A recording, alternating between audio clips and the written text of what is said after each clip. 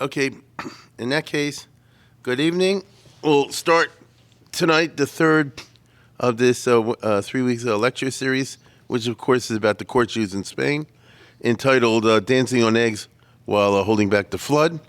And as you can see, tonight it's being sponsored, number one, anonymously, and number two, by the Reshkovskys, because pretty soon Baruch's first yard site is coming up. You know, his son just finished saying Kaddish in my shul. So this is his memory. And we'll get right down to business. Tonight, we deal with a very different type of court Jew. Nothing so glorious as that we had so far. We move from the 11th century to the 14th, from Muslim Spain to Christian Spain, which requires a little bit of background. As we saw last time, the Arabs had a good, let's go to the next one.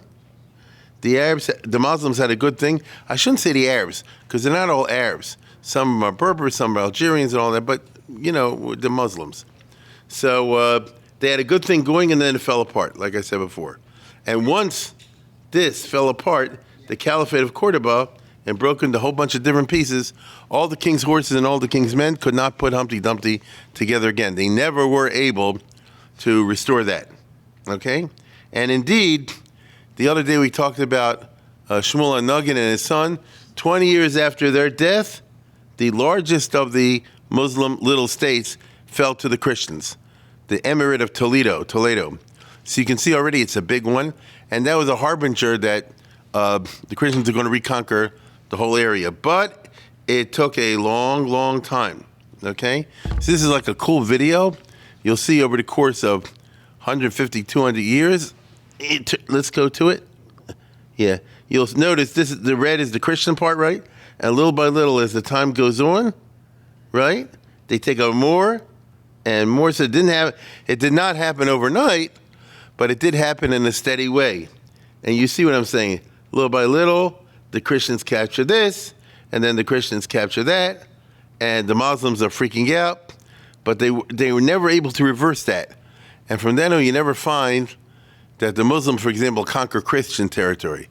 It's just the question if they can hold back the Christians. This is called the Reconquista, the Reconquest. And it took place, as you can see from the dates over here, over a long, long time. I'm taking this up to the middle of the 1200s for a reason, because at that point, it reached its sort of crescendo, and then it stopped, okay? So you can see if you get up to the 1260s, there you go. So that's what Spain will look like for the next 200 years, from the 1260s to 1492. So don't think anymore about the Jews in Muslim Spain, but rather the Jews in Christian Spain. The Muslims freaked out, and they're trying to figure out what's going on. And the best explanation they came up with was, we're not sufficiently frum. We're not observing the laws of Islam properly. And they brought in these outside groups, first the Almoravids and then the Almohads, who were very strong, fanatical, like we call today jihadist types. But they couldn't reverse the situation either, not really. They did for a short time, but you saw the march on the map that I just showed you. And in the long run, nothing was able to hold it back. In point of actual fact, the Almohads actually prohibited Judaism. So that's in the 1150. So from that time on, there's nothing Jewish going on in the Muslim area anyway. The Ramban is famous for being a Marrano, correct? He had to pretend because where he lived, Judaism was prohibited, okay? On the other hand, wherever the Christians took over was a different story. That's the funny part, okay? Now, among the Christians, a interesting and very complex and even dangerous trend developed. In order to understand this, you have to understand the Middle Ages. A gap emerged between the ruling classes and the masses of the public as far as the Jews are concerned and their attitude towards the Jews. When I say we're Americans, and so we're used to the idea everybody's equal, at least under the law, and that there's one rule for everybody. And, And anything other than that would be outrageous. But this country was founded as a kind of protest against Europe, in which that was not the case. If you were in the nobility, you had extra privileges and powers, depending when and where, but you had a lot of extra stuff there. And the guys at the bottom were mamish the guys at the bottom, okay? So here we're talking about Spain in the 1300s and all that. There was a very strong set of feudal relationships. So the ruling classes, the king, the nobles, who are all over the place, and every nobleman knows his territory, and just can do whatever he wants to the peasants and whatever live in his district. And then you had the high church officials, like the bishops and the cardinals, the big shots, who usually are from the nobility, correct? So how do you get to be one of these big things that they live in a palace, and the Lebtzach getting tag, they have a very charmed life? They're usually members of the nobility. Those are the guys that like the Jews. Now, the masses, on the other hand, are in two parts: the peasants in the countryside and the city dwellers in the city, obviously. The people in the countryside, I don't know how to put this, really dumb, because they had no education and never went 20 miles away from their home. And that's the kind of life that they lived. So they didn't have much of a consciousness of politics or things like that. On the other hand, you had the cities. And Spain, very interestingly, most people don't know this, in the Middle Ages had a very strong system of cities, which could have developed more in like a democratic kind of way. In the long run, it didn't happen. But the cities were important centers, and they had their own consciousness, and they had education, and they were not slaves, and they demanded their share of power, and so forth. The ruling classes favor the Jews for pragmatic reasons. First and foremost, the Jews in Spain have a talent for organizing taxes, customs, and tariffs. Taxes, customs, and tariffs. They had done so for the Muslim Taifa states. When I talked to you about Shmuel HaNagi and all the rest of it, first and foremost, he knew how to raise the money for them, okay? So this is just something, you did it, your father did it, your grandfather did it, and you pick it up as you go along. Setting up an IRS is not a simple business. Think of the organizational requirements, the literacy requirements of running an actual bureaucracy. Most of the non-Jews at that time were not literate, certainly not literate at a high school level. And you can't run an IRS without that. And may I say, no king had an internal revenue service, not at this time, in which you have a separate dedicated bureaucracy which is there for collecting money. Instead, they would farm it out to individuals. And so the court Jews would be the Jews who the kings or the nobles or the others perceived as the type of person who can organize an efficient system of collecting taxes. But if I were that guy, the court Jew, and I got the contract from the king to organize the taxes for the next year or two, which means I give him a lump sum up front, So I'm going to have to recruit all kind of people to go to each and every town and raise the money and keep records and send back reports, and you have to have the accountants to make sure that the numbers total up and all that sort of thing. Who am I going to get? Other Jews. So the tax business was a major source of employment for Jews in medieval Spain. Sounds funny. Like in Baltimore today, But no, everybody was an accountant or a tax collector or a messenger or a transporter or something like that. I mean, that was a major source of income for the Jews. This is simply called tax farming, which means the king goes to this guy and he says, or the guy goes to the king and he says, you want to raise taxes, you want to collect taxes this year from a place, this province, how much are you interested in getting? And the king said, I'm interested in getting $10 million. So, okay. So I'll give you the 10 million up front. Then I get to collect the taxes. And anything over 10 million, I get to keep. That's called tax farming. The danger with that is they might want to squeeze every, ounce of blood out of the turnip, and then there won't be any taxes the following year. So it's an art form, not to do it too much and not to do it too little. The Jews proved to be very good and efficient, and all the kings and queens had their Jews, what they used to call the Al-Musarif, which is an Arabic word which means a tax commissioner. Okay? That's how it was. The problem was Jews were everywhere in Spain taxing Christians, backed up by the police and the army, which of course made them hated by the masses. So if you're a guy living in a city and you have some kind of political consciousness, which I just told you they had, the guy who comes and hits you for the taxes and maybe more and more is this Jewish guy. I don't like that. To religious Christians, and remember we're talking about Roman Catholic Spain during the Reconquest. To religious Christians, it is an inversion of the proper hierarchy.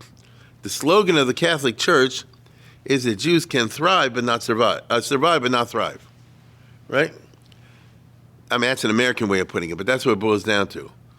According to the teachings of the Catholic Church in the Middle Ages, you don't kill them, right? On the other hand, because after all, Jesus was Jewish. On the other hand, they should live a degraded existence so that that very fact will demonstrate the truth of Christianity, okay? Problem is, in real life, it doesn't work out that way. If I am being hit by the tax collector guy and he drives up in a Cadillac, and leaves in a Rolls Royce, there's an inversion of the hierarchy. We, the Christians, should be on top. The Jews should be on bottom, not the other way around, okay? As the church used to put it, the popes, Lo ye'aseh bim komenu, lo se'satzira lifnei ha'bechira.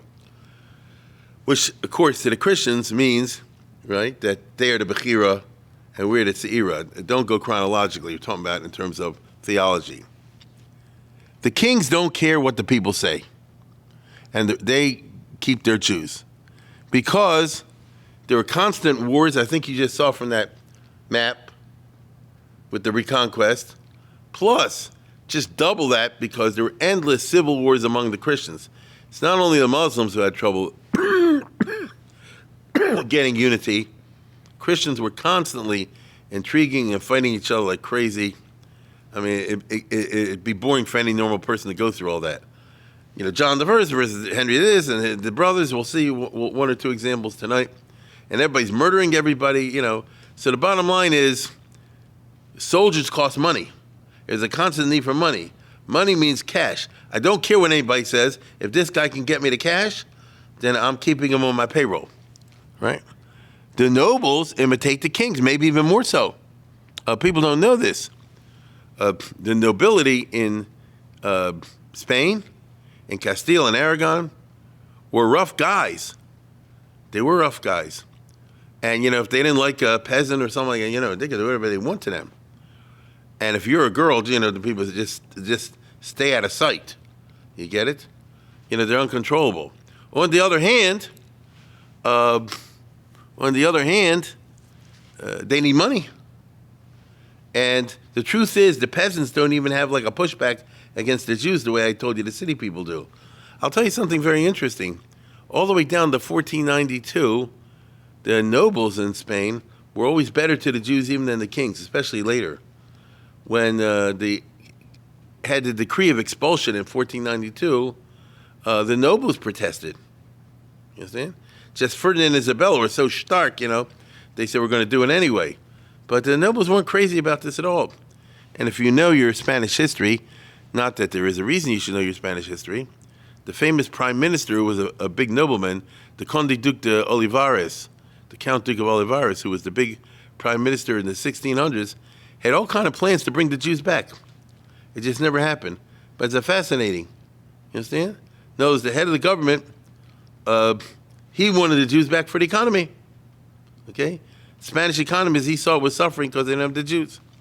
So it's a complicated kind of business. And finally, all the high churchmen and the monasteries, believe it or not, all were hooked up with Jews because the monastery needs its revenue. And what you're really talking about over here is not a question of taxes so much, although many of the church holdings, the Catholic Church owned land, owned people. The monasteries often owned land and owned people. So somebody's got to collect their taxes for them also. You get it? So I know it sounds funny, but, here's this big Catholic church, and here comes Rubenstein, you know what I mean, who they're going to talk to about raising the money. So this, what I'm trying to get across, was the Jewish niche in the Spanish economy in the Middle Ages, this business of the taxes. In addition to that, some of your top court Jews were money managers for the elites. That's a separate skill, correct? Handling the investments, as we would say today, and that sort of thing. So on one hand, you have the raising of taxes. The other one, you have a thing called, how do you manage the money for the king, the queen, the nobles, the dukes, the archbishop, and all the rest of it. But money manager types, that's not a large group. That's a small group, even today. And same thing with the Jewish diplomats. It is true, especially in the 11 and 1200s, when they were still fighting the Muslims a lot, that a lot of times, I'll call it junior Chasdei and Shapar. They were not in the same league. But the kings and queens in Castile and Aragon and Navarre would use Jews because the Jews still kept up their Arab language skills. Arabic was, we're already past that now. But if your parents came from Germany, didn't they spend the rest of their life speaking German? If they came from Polish, didn't they speak the rest of their life speaking? You pick that up. And the Jews had been living in Arab Spain for hundreds of years. And so they were able to, be envoys and diplomats and sign treaties and things like that. But again, that's a small group. So when you say court Jews, yeah, there's some diplomats and there were the money managers. But overall, it was the taxes. It's the IRS business. The rulers, the kings, the queens, and all the rest of it, showed them favor by granting huge powers to the Alhamas, to the Jewish communities. Okay? This is the reason why it was, and I mentioned this last summer when we did the Verism series, that in the history of Halacha, the strongest powers, the most extensive powers given to Kehillas and Beis was in the 11, 12, 1300s in Spain, in Castile and Aragon. There, the Beis had the power of Chayav Misa. Okay?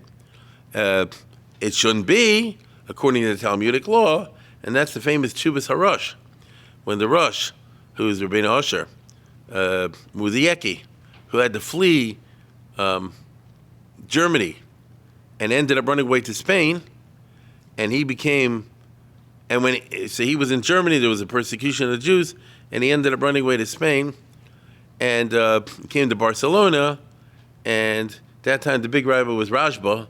You've heard of him. Rajba, Shlomo ben Aderet. And the Rajba is like this, I see you really know how to learn. I'll get you a job. And he made him the chief rabbi in Toledo in Castile. So we have a lot of the Shalos and Chuvas from the Rosh. It's interesting from the point of view of Spanish Jewish history. And he was shocked. He said, I never heard that a Jewish court can issue a death penalty or maiming, M-A-I-M-I-N-G, or things like this. What's going on? There was some adultery case. He chopped the girl's nose off. He said, what is this business? In other words, this is a violation of Talmudic law. And the Jews of Spain said, yes, look, this is how it goes over here. You got to get used to it. And not only that, but if we don't do it, then they'll fall in the Spanish courts. They'll be even more cruel. And anyway, we're proud of the fact that the Jewish communities in Spain are granted by the administration a lot of power. So it's what you and I today would call Sharia law. And the Jews were proud of getting this extensive autonomy because, and this is something, again, that's hard for a modern person to understand, but if you ask somebody, what does it mean to be Jewish? Well, it's a religion, it's a faith, it's this, all of which is true. It's a Torah, which is true. But if you ask the Jew once, he said, I'm a member of a country. Where is your country? Well, to be perfectly honest, we used to have one in Israel. We don't have it anymore. But we have a shtickle country in Barcelona. in Toledo, in Rome, or wherever, because the Jews who lived in those towns lived a corporate existence in which the state, the non-Jewish state, recognized them as a distinct entity and with the powers to rule themselves, all the way up to death penalty, and certainly less than death penalty. So in other words, in Spain, if you were publicly Michal Shabbos or something like that, they could whip you, you know. Matter of fact, in order to have this system work, you had to be in bed with the king. And so the way it went was like this. If somebody's Michal Shabbos, they have to pay a $1,000 fine, let's say, for example, or a $5,000 fine. The $5,000 goes to the king. So then who's going to enforce that law, that ruling of Beis Din? The king's police. You understand? So it's a messy system in its own way, but the Jews felt we have a country. Now, why did the kings and queens do this in Spain more than any other country? This is the easy way of paying off their Jewish tax collectors and court Jews and all that sort of thing. You understand? In other words, you help me, and I give you, it didn't hurt them any money to give these privileges, okay? On the other hand, the special autonomy privileges could not help but intensify the urban hatred for the Jews. So you're living, as again, in Barcelona, in Toledo, in Valencia, wherever you are. What the heck is going on over here? We got one set of courts, and these Jews got their own operation going. And once in a while, there even was a law, if it's a Jew and a non-Jew and they have a court case, you take to the Jewish courts. Whose country is this? I thought this was a Catholic country. You see? So intensified it's a state within a state. Thus, the Jews in the Spanish kingdoms, in Castile and Aragon, lived a sometimes prosperous but always precarious existence, shielded from the popular dislike and even hatred by protection of the king, the nobles, and the high churchmen. But that's not a great way to live. In other words, if the only reason your house is not being attacked is because the police are there, it's not a good sign. You understand? It's not a good existence. Trusting to the continuing power of the big shots, the Jews figured they don't have to care what anybody else says. And after all, the Middle Ages was an era of feudal class distinctions, so it's always been that way and always will be this way. And so basically, the Jews had to sort of train themselves not to care what the Hamon Am out there thinks of them. The only guy that matters is this guy, and that queen, you know. As long as we're good with them, heck with everybody else. It's hard, again, for us in America to understand this kind of mentality, but I can't tell you how classically European it is. But historically, the power of the cities was growing slowly but steadily, all throughout the late Middle Ages in Spain. To keep up the many wars of all kinds, the kings needed the acquiescence of the burghers, of the people in the city. They should want to join the war, support it with money. It's, after all, the National Catholic Reconquest. They needed them in there as full partners. And in the course of the 1200s, notice the 13th century, the cities wrested from the king and the nobles the right to be part of the parliament of the Cortes. Okay? So in other words, the cities gained more power. Not as much as the king, but they gained more power and they had a voice. Now you see, in America you say, oh, that's good. Everybody should have a voice in the government. Well, this particular voice is against the Jews. So it wasn't good. Okay? The cities almost immediately begin agitating to fire all the Jews. And the cities were supported and even led not by the big Catholic clergymen, the bishop, the archbishop, or the cardinal, but rather by the local parish priest. Those guys were poison and a half, as we shall see. The Jews always say like this: Catholic Church is a top-down organization. As long as the cardinal is on my side, or the bishop is on my side, he can tell everybody else to shut up. It's getting this as I push it, you understand? It's not how life was. And, all I have to do is say in the United States of America, Father Coughlin, right? He wasn't a pope. He wasn't the cardinal, but he had a big following. So that's what you started to have in Spain, starting in the 1200s. The kings and the nobles do not listen to the demands, but the situation wasn't good. With that in mind, welcome to the 14th century in Spain, the 1300s.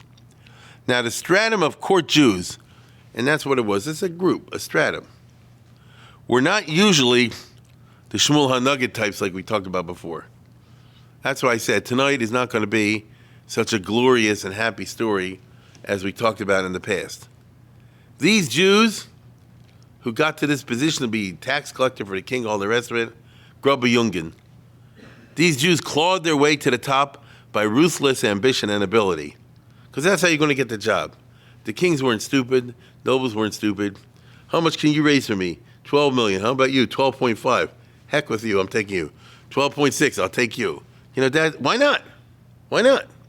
And so the type of person who clawed his way to the top had to have ruthless ambition and ability.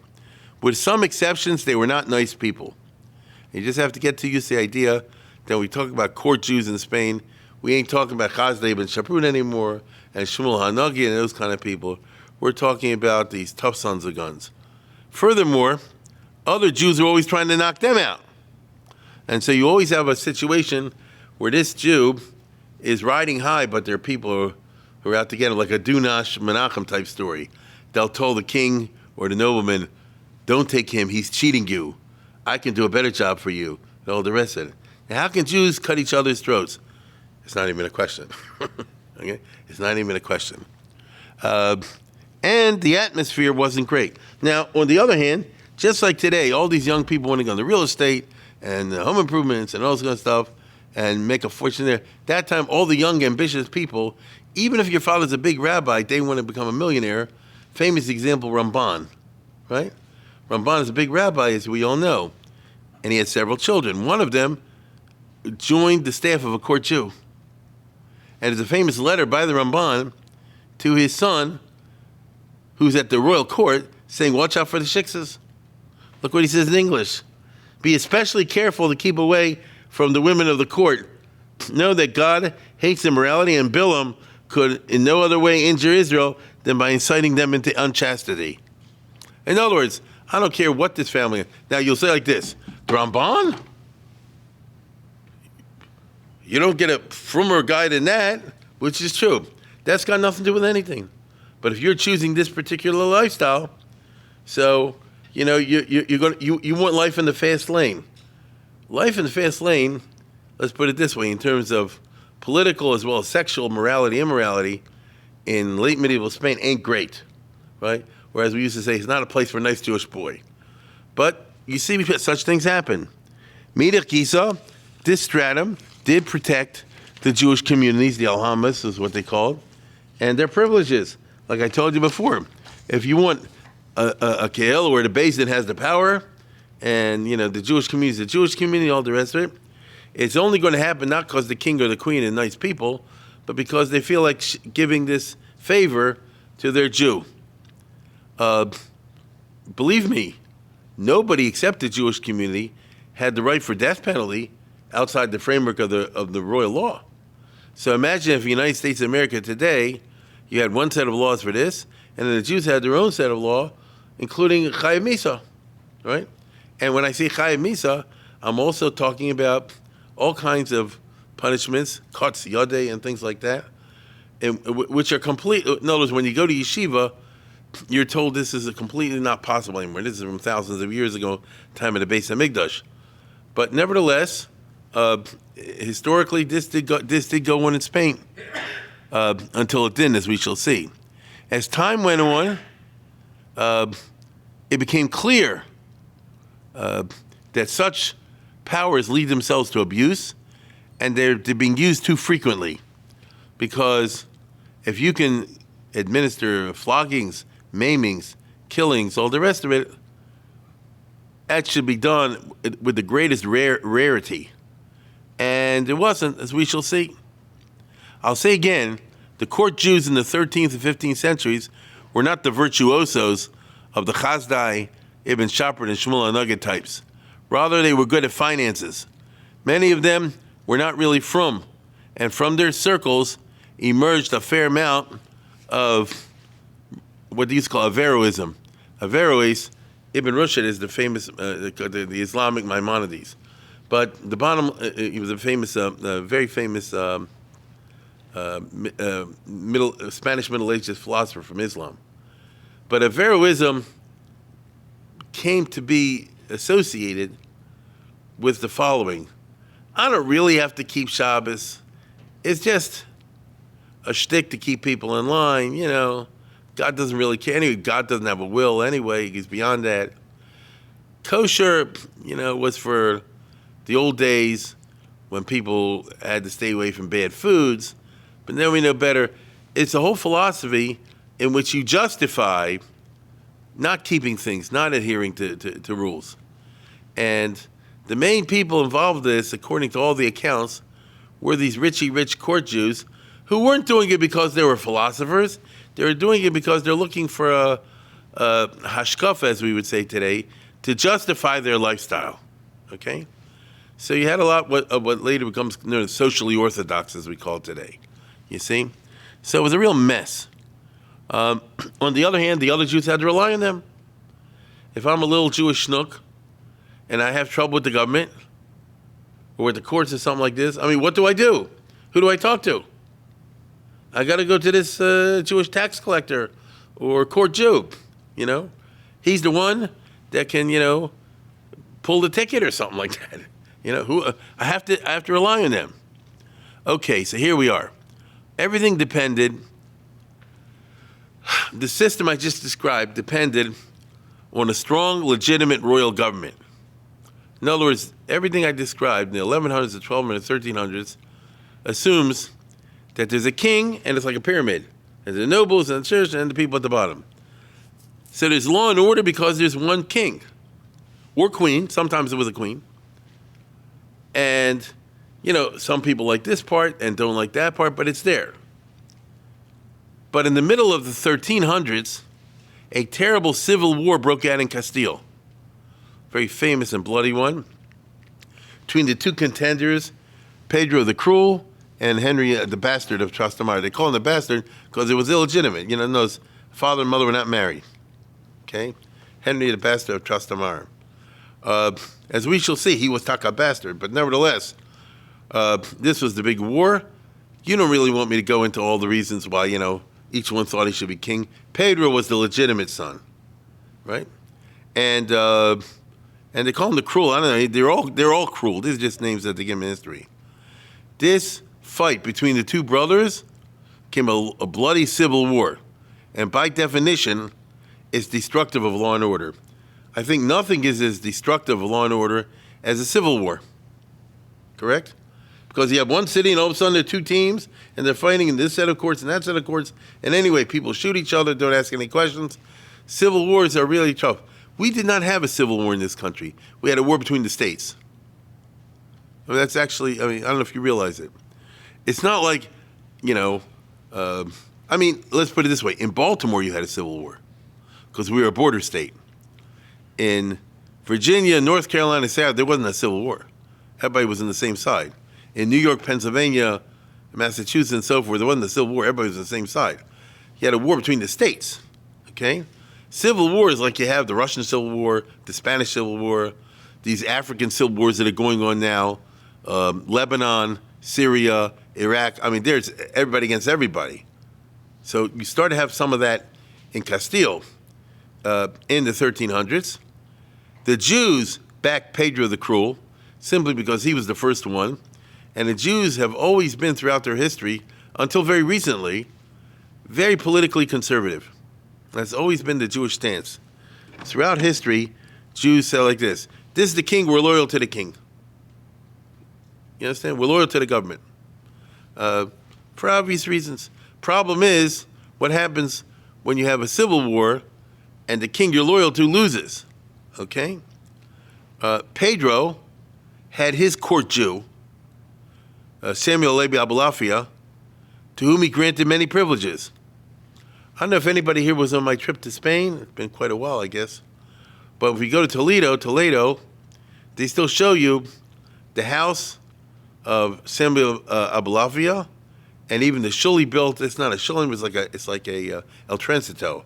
It's like a certain museum. And he was a macher once upon a time, and he was the court Jew of Pedro the Cruel. Okay, but sooner or later, and we don't know exactly why, Pedro turned on Samuel and had him and his family tortured to death. And that was part of the risks you had in doing business. You probably had something to do like this. Some Jew told the king, he's cheating you. Something like that. You know, that's how it went. I hate to say it, but that's how it went, right? And if you go here, there's a sign that says that he underwent torture rather than confess, which is not true. And here, they even have a statue of him. It's not a real statue. You know, Spain now, for tourism shtick, if you've been in Spain, they put up statues of all these famous people. It has nothing to do with what they actually look like. So you can see a statue of the Ramban, Yehuda Halevi, Ibn Gavirul in Malaga. You know, it's just a statue, you know what I mean? So they have one of Samuel Halevi Abulafia. Now, that was Pedro.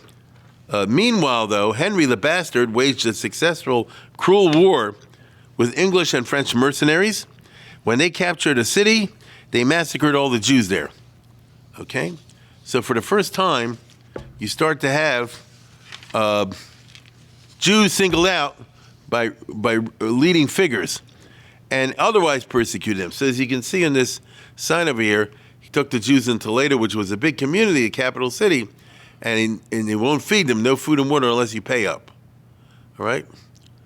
Now, mind you, what I just described was the first time it happened in Spanish history that a ruler would hurt the Jews. Hear what I just said? Why would a ruler want to kill the golden goose? You follow? It didn't work that way in the Middle Ages.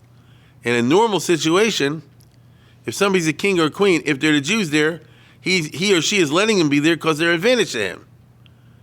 That was the way the Jews had to situate themselves if they wanted to survive, by being of use, okay? Or as they used to say, on sufferance and of service. But here, because of the Civil War and because the Jews had backed the other guy, so he really took it out on them. In the end, Henry of Trastamara killed Pedro. So the Jews really screwed because they backed the wrong guy. Well, it's not so simple. Once he took over, then he's like this. He said, well, the Jews are an asset for me also. You see? Now, he did make him wear a yellow star as a punishment for supporting the brother. But as it turns out, Henry, the winner, he had his court Jew, the guy Yosef Pichon. Pichon was one of the very few Jews who had backed Henry from the start. All the others went for Pedro. But this guy backed Henry. And therefore, Pichon now is appointed the Almos Sarif, the Secretary of the Treasury.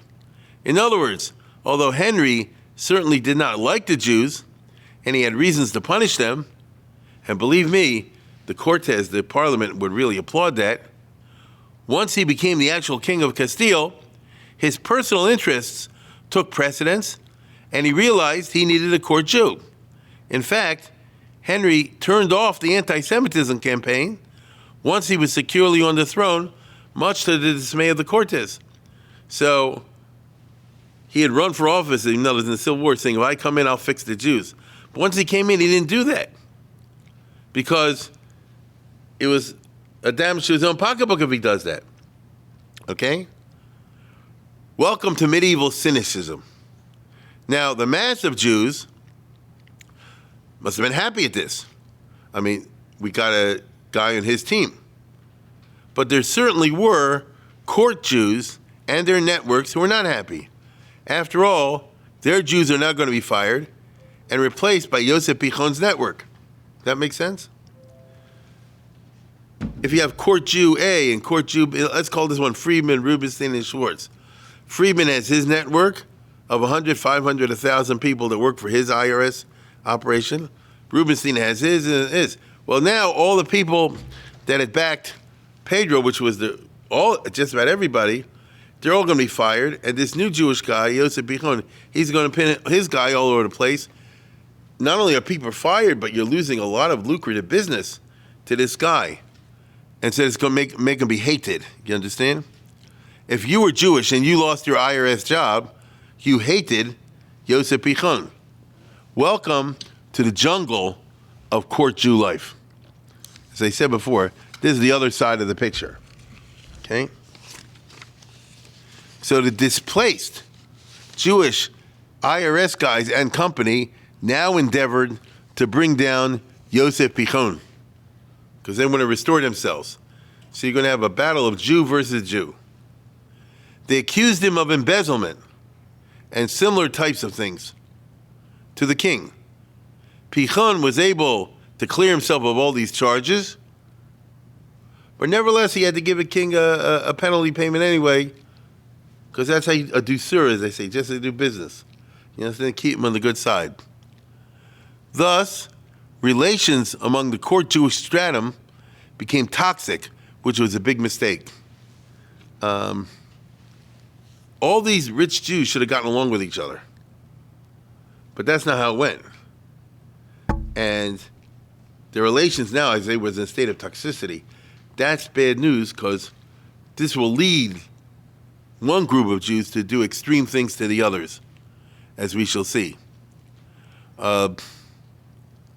King Henry died in 1379 at the age of 45, and he left a 19-year-old son, John I, Juan of Castile, as the new king. So now you have a young king coming on board, who's of course young and inexperienced. The Jewish enemies of Yosef Pichon resolved to take advantage of this. In order to understand what happened now, it's necessary to look at the Jewish autonomy system in Castile, especially the capital punishment. So I told you, they had an extensive Beis-Din system, and they really did. Every town, and they had multiple Beis-Dins and things like that.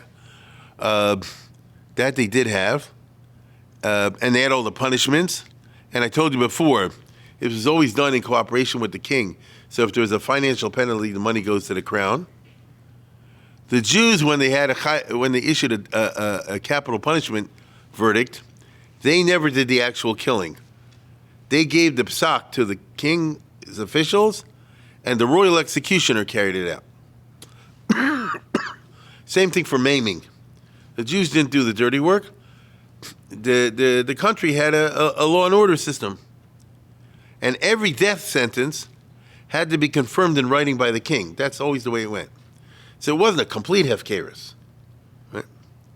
Mind you, the Jews treasured their legal autonomy. As I told you before, it was an expression of confidence in Jewish jurisprudence. It was a high honor. If the king or the queen trusts the Rosh, the Rashba, people like that, and they did, that's a tremendous vote of confidence. It means I know that your courts are not being run in an arbitrary system. I know there's a certain measure of justice. It's not exactly the same one as the Spanish one, but there's, due process, as we would say. All right? That, by the way, is what makes the period of the Rishonim in Spain so interesting. When you see people like Ramban, the Rashba, the Ritva, and all the rest of it, they were not Rebbeim in their Israel giving theoretical lectures, on the Talmud, all the rest of it.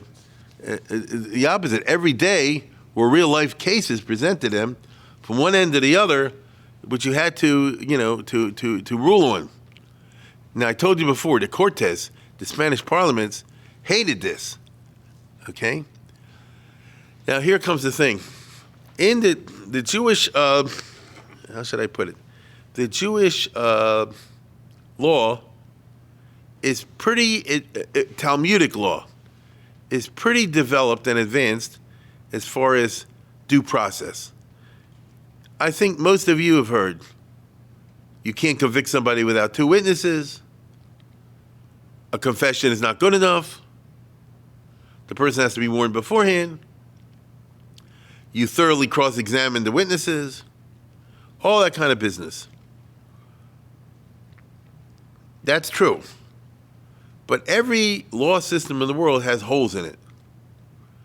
And the Talmudic law has the following hole. What's it called? Malshinim. Okay? which means if somebody was perceived as being an informer to the Goyim or the Jews in the Jewish community, they would bump him off. They would kill him. Even when it didn't involve a due process trial, because usually somebody's a Malshin, if he hears they're coming from a due process trial, he'll get his patrons to prevent that. You see?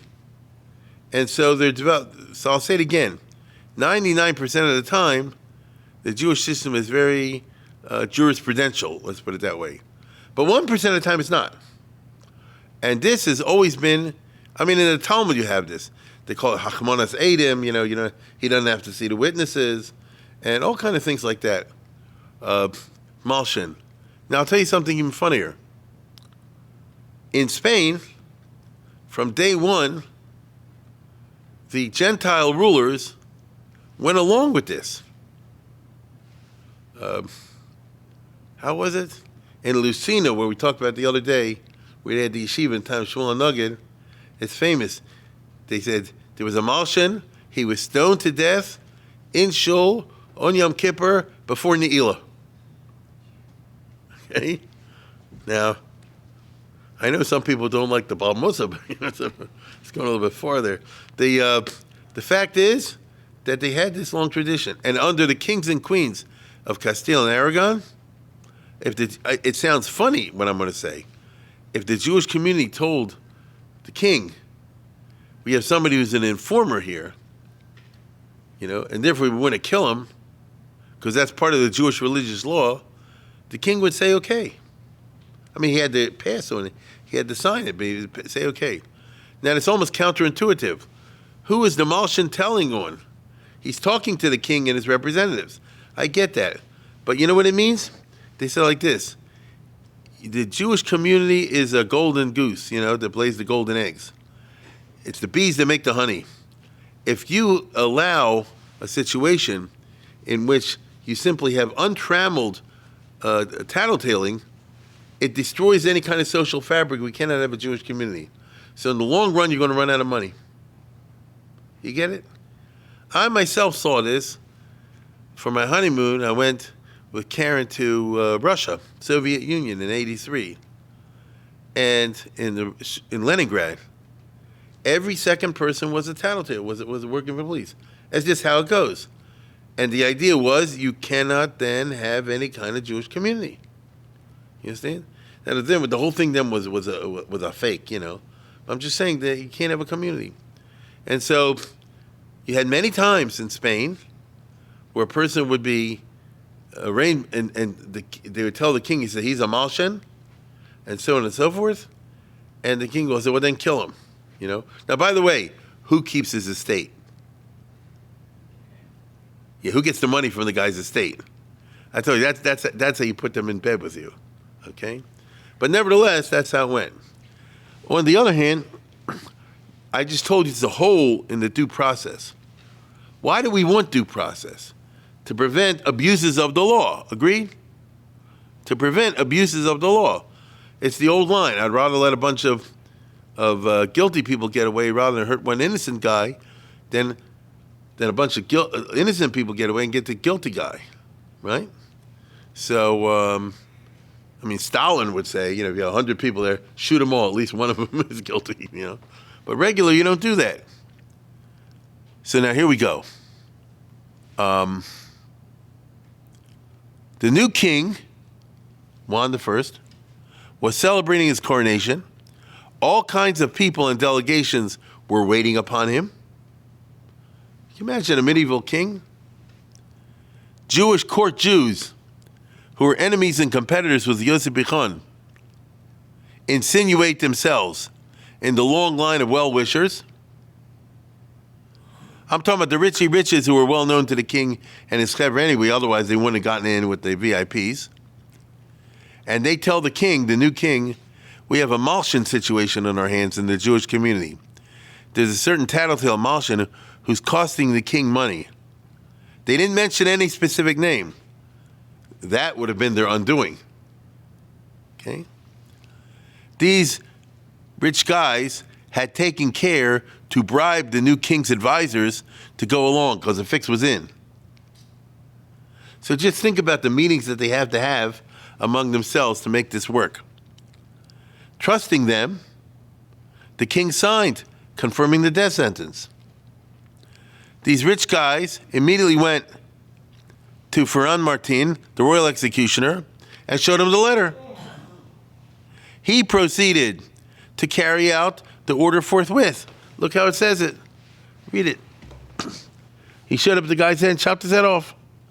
The latter did not hesitate to fulfill the royal command, and at an early hour in this day he went with these two rich Jewish guys, Solomon and Isaac, to the resident of Pichon, who was still sleeping. He was awakened on the pretext some of his mules were to be seized, and as soon as he appeared at the door, the executioner laid a hold of him and without a word chopped his head off. Okay? So let's put it this way. That's a judicial murder. Okay? It's a judicial murder. It's a flagrant abuse of the Jewish autonomy. Here we give you the right to even have death penalty, but this is deception, and it's a flagrant abuse of the privilege that you were given. Plus, think of the low morality demonstrated by these Jewish guys, okay? It was, of course, a sword to the anti-Semites, because what did the Cortes and the others say? Ezechel Hashem Shein Kamo, which is true. This is the Jews you give all these powers to. These are the Jews you have all these privileges to. They even kill each other, you see? Everybody got angry, including the king when he found out about this, because he'd been played. Agree? The king had been played.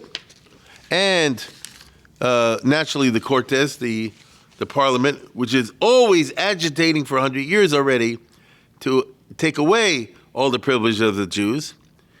And indeed, as a result, public opinion built up. And in 1380, which is a year later, the Jewish courts and communities were deprived of the death penalty powers, and justly so. So something that because you have demonstrated that you abuse it, okay? Which, by the way, it was. I mean, it's an outrageous business. Look how small-minded these perpetrators were. They didn't care about how it would affect the rest of the Jews.